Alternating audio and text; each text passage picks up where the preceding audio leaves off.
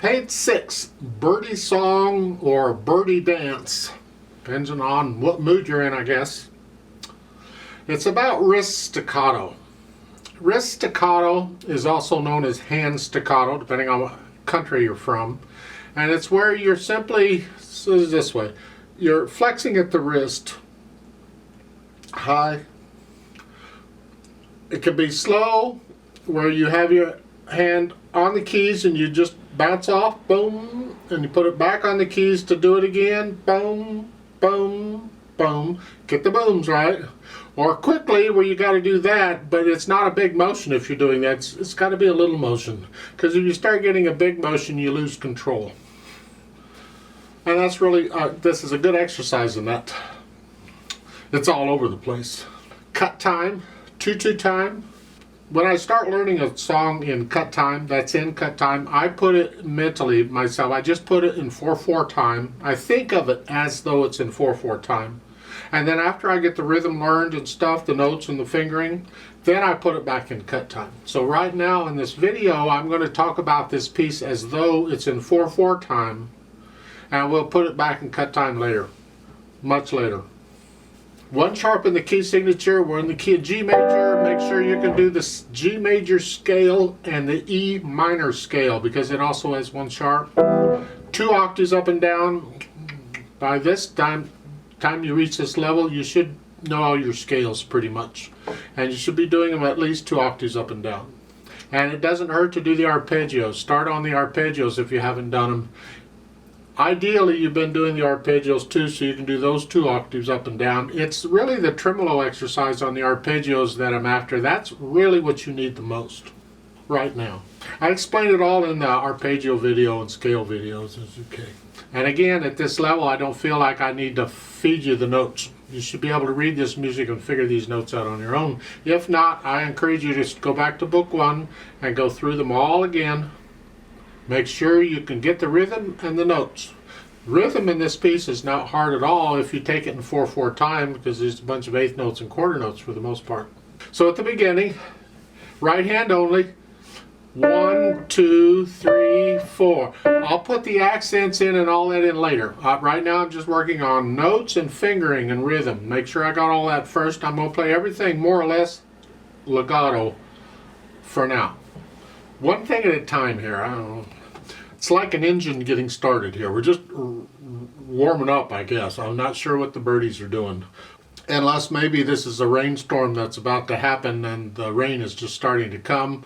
You get different pictures and different mental images as you're playing music sometimes, and I tend to think of different things here. I'm thinking of just a rainstorm beginning, and that the birds are eventually going to react to the rain as it gets coming. That you can think of whatever you want. It keeps me entertained. So at the beginning it's 1, 2, 3, 4. 1, 2, 3, 4.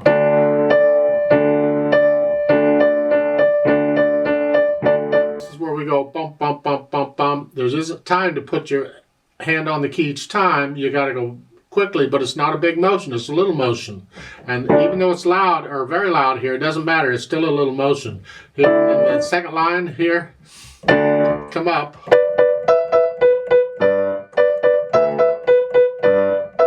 Now, fingering you can think about. On these B's that happen over and over, I tend to use a 2 or 1, 2. Just to give my thumb a break, because the thumb is playing all these other notes. Your thumb is, it's easy to get tense, and it's very important to not get tense. You got to stay relaxed, stay relaxed. So it just helps me to give the thumb a break just for a moment. Here, so it's again second line.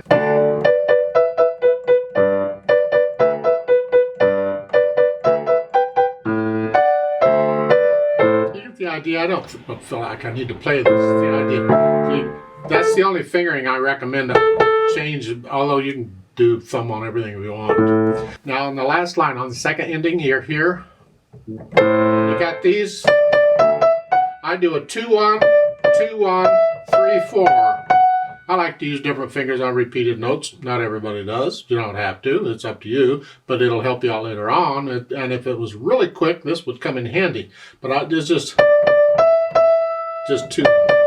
And then 3, 4, because that sets you up for the 5. So it's here.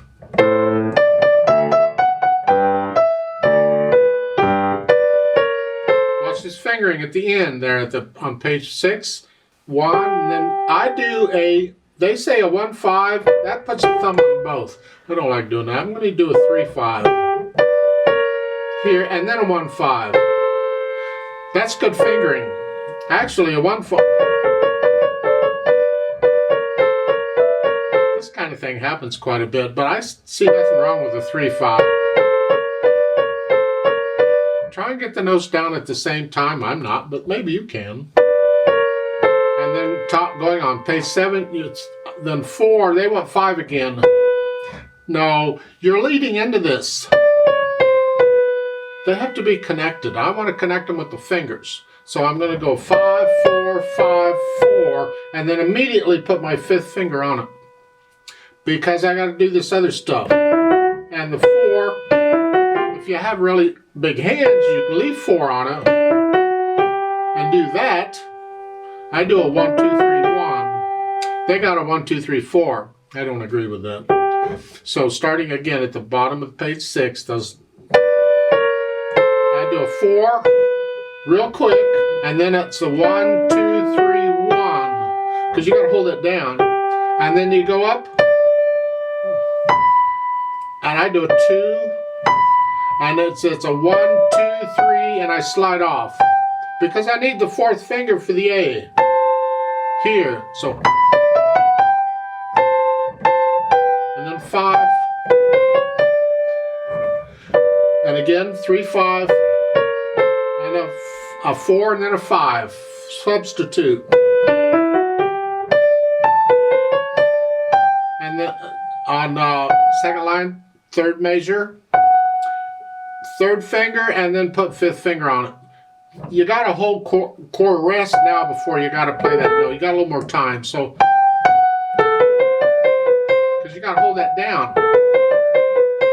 And then again, I do a 3, 5, 1, 4, 2, 3, and then a 5. I can connect them all. So it's here. It makes it a little easier. Then go on. See, we got 2 voices going on. We got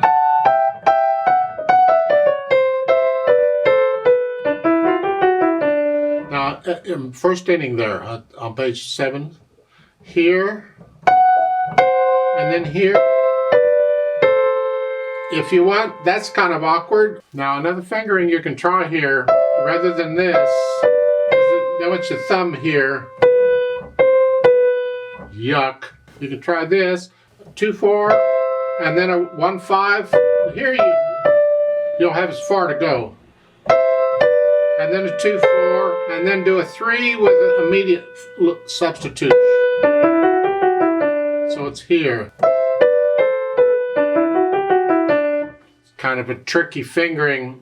Otherwise, you just go finger it that way, and you're going to have a break in the action. You're going to have some silence there. Then once we've covered all that mess, let's go ahead and put in the accents and the staccatos. The accents, now an accent is based on what dynamic level you're at. It's a little louder than wherever you're at. It's forte here at the beginning, so those accent notes are going to be very loud, fortissimo. Make sure you collapse the wrist when you play don't play with a stiff wrist. And they accented only in the right hand, not the left. Now you have a crescendo there in the 4th measure. I suggest you come down a little bit and then go back up here, and we're talking right hand here. Bum, bum, bum, bum, very low. I'm using a lot of weight here. I'm not a lot of motion, is just a lot of weight going down. And the second line, immediately the song starts. And that's just moderately loud. The left hand's got to go soft here.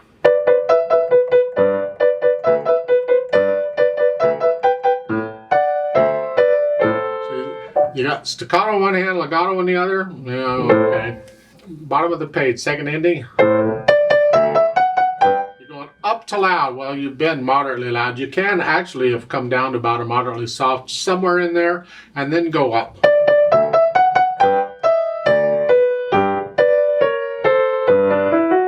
And this atmosphere here, this is contrast. Now we're more legato than we were, except the left hand is still staccato. But the right hand is legato.